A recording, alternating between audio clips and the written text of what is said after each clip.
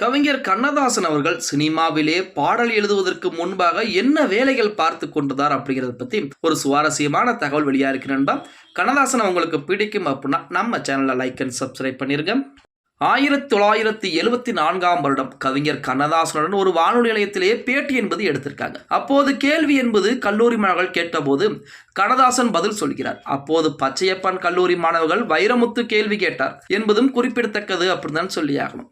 இனி கண்ணதாசன் சினிமா துறைக்கு எப்படி வந்தார், அதற்கு முன்னால் என்ன வேலை செய்தார் என்ற அந்த பேட்டியிலேயே கேள்வி என்பது அந்த மாணவர்கள் கேட்டிருக்காங்க. முதல்ல 1944 ஒரு பத்திரிகையில் சேர்ந்த போது நான் ஒரு எழுத்தாளராக அங்க வேண்டும் என எண்ணம் என்பது இருந்தது. அங்கு ஒரு விளம்பரம் அதிகாரியாக வேலை கொடுத்தார்கள். அங்கு உட்கார்ந்த முதலாக நான் எழுதியது ஒரு கவிதை மட்டும்தான். அது பாண்டிய நாட்டு கிராமத்து பாணியில் தாலாட்டு பாடலாக அமைந்திருந்தது.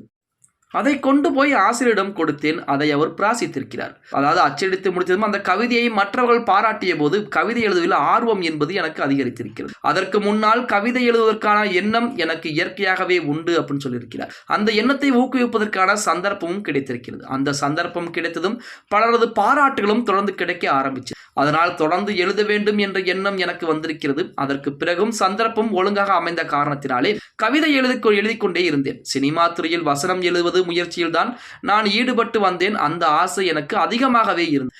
ஆனால் ஒரு கம்பெனிக்கு போன போது வசனம் எழுதுவதற்கான வாய்ப்பு இல்லை, பாட்டு எழுதுவதற்கான சந்தர்ப்பம் கிடைத்தது. உங்களுக்கு பாட்டு எழுத தெரியுமா என்று கேட்டார்கள். தெரியும் என்று ஒப்புக்கொண்டேன். அப்படித்தான் பாட்டும் எழுத தொடங்கி. எழுத்துக்காகவா சமூகத்திற்காகவா என்று ஒரு மாணவன் கேட்கிறார். அதற்கு எழுத்துக்காகவா சமுதாயத்திற்காகவா என்று ஆராய்ந்து கொண்டு ஒருவர் எழுத முடியாது. அவனுக்கு என்ன தோன்றுகிறதோ அதை எழுத வேண்டும். அதில் எது சமுதாயத்திற்கு பயன்படுகிறதோ அதை சமூகம் எடுத்துக்கொள்ள வேண்டும். அவனுக்கு எது பயன்படுகிறது அதை அவன் எடுத்துக்கொள்ள வேண்டும் அப்படின்னு சொல்லி கவிஞர் கண்ணதாசன் சொல்லியிருக்கிறார். மற்றவர்களுக்கு எது பயன்படுகிறதோ அதை மற்றவர்கள் பயன்படுத்தட்டும். பெரும்பாலும் சுய திருப்திக்காகத்தான் எழுதியே ஆக வேண்டும். சும்மா எழுதுவதற்காக எழுதக்கூடாது.